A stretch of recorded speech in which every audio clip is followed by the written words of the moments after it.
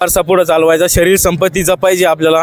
त्यानुसार मी याच्यात आजोबा पण पैलवान होते, माझी पिढी येताना पिढी ती पण पैलवान होती. त्याच्यामुळं मला आपल्यासोबत पैलवान आहे सुजित भाऊ बुलढाण्याचे जे आहेत या ठिकाणी कुस्ती खेळायला आले होते. एका मिनिटामध्ये डाव टाकून त्यांनी कुस्ती जिंकलेली आहे.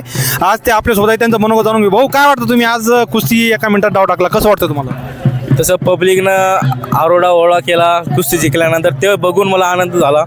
असं बघून मनाला एक हे झालं, आनंद वाटला की बाबा आपण एका मिनिटात कुस्ती चितपट करून या पब्लिकचं मन जिंकलं.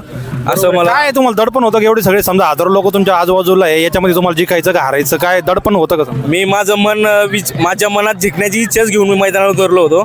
आणि पब्लिकची एक आशीर्वाद म्हणून, मी बजरंगबलीचा एक आशीर्वाद म्हणून या मैदानावर उतरलो आणि जिंकलो. हेच मला आनंद होता. तयारी करताय तुम्ही या पैलवान क्षेत्रात? मी तरी 2-3 वर्ष झालंय, 3 वर्ष तरी झालेत मग कुस्तीसाठी. काय कोणाकडे बघून तुम्ही याच्यामध्ये शिरलात या पैलवानकी क्षेत्रामध्ये? आजकालचे म्हणजे माझे वडील पण पैलवान होते. त्यांनी मला म्हणले की आपल्याला या जगापेक्षा काहीतरी वेगळं करून दाखवायचं, वारसा पुढे चालवायचा, शरीर संपत्ती जपायची आपल्याला. त्यानुसार मी याच्यात आजोबा पण पैलवान होते, माझी पिढी येताना पिढी ती पण पैलवान होती. त्याच्यामुळं मला पण तो नाद लागला. बरं, अजून तुमची जी मेहनत आहे ही दिसतीच आहे शरीरावरून की तुमची मेहनत आहे. पण मला हे म्हणायचं आहे की आजच्या काळामध्ये कुस्तीला कुठंतरी असं वाटतंय का की जेवढी वाव पाहिजे तेवढी वाव भेटत नाही, असं तुम्हाला वाटतंय का? वाटतंय ना. काय सरकारनं काय करायला पाहिजे का यावर? सरकारनं पैलवानासाठी नियम आणले पाहिजे चांगले, किंवा त्यांना सरकार नोकरी दिली पाहिजे. कारण की पैलवान खूप कष्टाळू एक स्पोर्ट्स पर्सन आहे, त्यांना कष्टाळू. त्याच्यामुळे त्यांचं म्हणणं आहे आम्ही एवढी शरीर जे आमचं टायमिंग सर्व ह्याच्यात जात आहे, तर आम्हाला पुढं चालून ज्यावेळेस पैलवानकी नाही करू शकत त्यावेळेस कुठंतरी गव्हर्नमेंट जॉब लागला पाहिजे अशी त्यांची इच्छा आहे. धन्यवाद भाऊ. आणि आपली रोजची दिनचर्या कशी असते भाऊ? आपलं म्हणजे खाद्य खुराक कसा असतो? खाद्य खुराक काय, सकाळी मेहनत करायची, तेवढी मेहनत केली तेवढा खुराक घ्यावाच लागतो.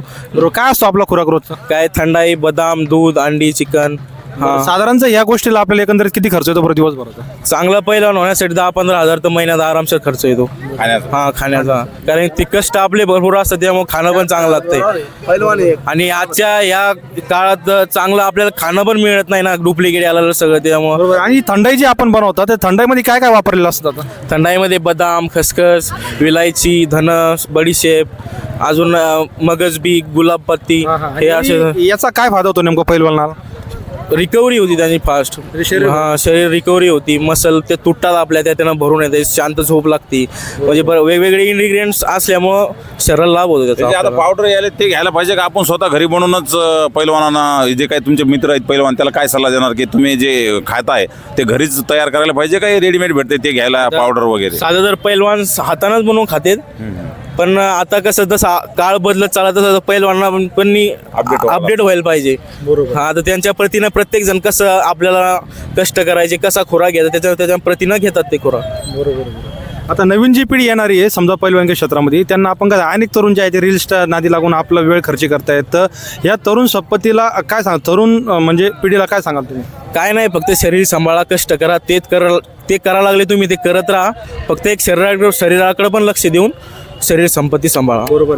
धन्यवाद. आपल्या सोबत सुजित देशमुख, गोविंद पाटील, कॅमेरामॅन आपले आमचे मित्र कल्याण भोचंद्रे. अतिशय छान मुलाखत यांनी दिली की शरीर संपत्ती सांभाळा आणि पैलवानकीत उतरा, की जेणेकरून या राष्ट्रासाठी सदृढ पिढी तयार होईल आणि वेळोपयोगी जर कधी गरज पडली तर ही पिढी देश संरक्षणासाठी उभी राहील, अशी छान माहिती त्यांनी दिली. धन्यवाद सर्वांना. जय जिजाऊ, जय शिवराय, नमस्कार. बजरंग बली की जय.